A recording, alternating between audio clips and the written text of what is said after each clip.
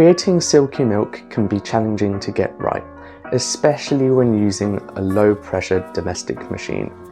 However, it is possible to achieve great textured milk, and I have some tricks and techniques that have helped me to improve the texture of my milk, and they might work for you too. So today I'm going to share them with you. When you get your milk texture just right, your latte art looks better and the foam just turns into this luscious marshmallowy cloud on your drink. And the first way you can begin to achieve this is by playing around with your steaming technique. The first thing I found helped improve the texture of my milk was trying out different steam wand positions and different angles of the pitcher to find the best technique for creating a vortex with my machine, because different machines run at different pressures, have different steam wand designs and holes in the steam tip, which means that they all need to be treated slightly differently. The standard technique is you place the steam tip in between the middle and the side of the jug, with the tip submerged just below the surface. But I find that on my Brother Barista Express, I tend to get a better vortex when I position the arm slightly closer to the sidewall and use a slightly more of an aggressive tilt with the pitcher. And even when I'm working on a larger machine like a La Marzocco, I find that a vortex is easier to create when I'm positioned closer to the middle of the jug with a slightly less aggressive tilt. So experimenting is key to finding what works for your machine.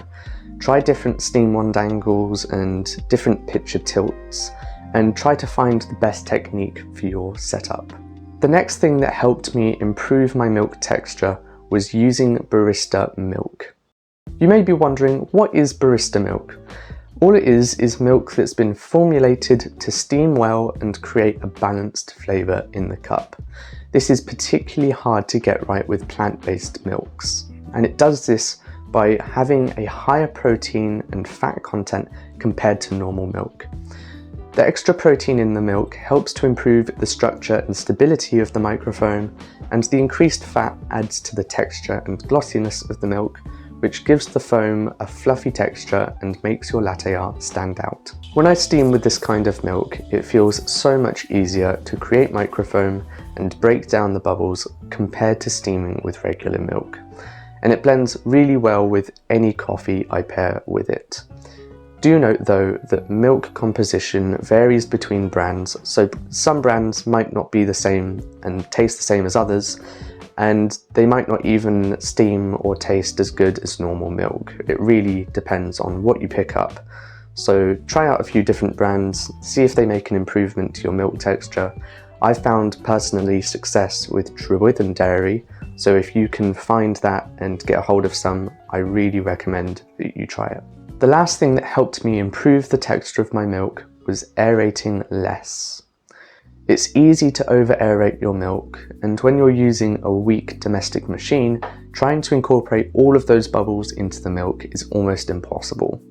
The foam tends to separate from the milk quite quickly and become dry and unstable, but by dialing right back on your aeration, you can achieve a much silkier and marshmallow-like foam because you allow yourself more time to incorporate the bubbles into the milk, break them down, and really make sure that the foam and the milk are homogenized.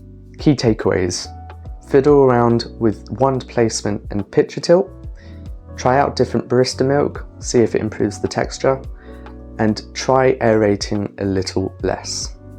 And that's all for today's video.